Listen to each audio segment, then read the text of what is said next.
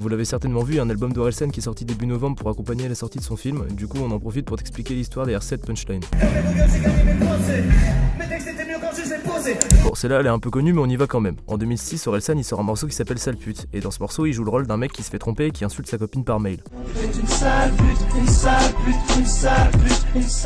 Alors l'histoire du procès elle vient pas de nulle part parce qu'il y a quand même des punchlines qui sont bien violentes. Celle-là c'est peut-être la pire car Orelsan fait une ref à Noir Désir, groupe de Bertrand Cantat qui a battu à mort sa compagne Marie Trintignant, et comme si c'était pas assez, il est revenu dessus dans le morceau Saint-Valentin, ce qui n'a fait qu'agrandir la polémique.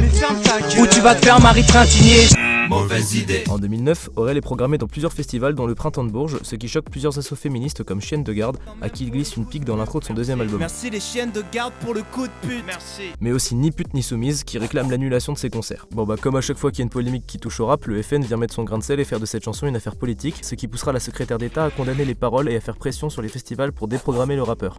La polémique se tasse un peu et en 2013, Orelsan est condamné à 1000 € d'amende pour injure et provocation à la violence à l'égard des femmes, et l'affaire est classée avant d'être ressortie en 2015 pour qu'il soit finalement relaxé en 2016. Si Aurel s'est toujours justifié en expliquant qu'il incarnait un personnage et que ses textes ne reflétaient en rien ce qu'il pensait, l'histoire va continuer de planer autour de lui à tel point qu'une pétition pour annuler ses prix va être lancée en 2018 quand il gagnera 3 victoires de la musique. Tiens, on s'en bat bien les couilles. Bref, aujourd'hui il est passé à autre chose, d'où la phase d'indiscipline, et le reste de sa carrière a prouvé qu'au final, c'était plus une punchline maladroite qu'une vraie incitation à la haine.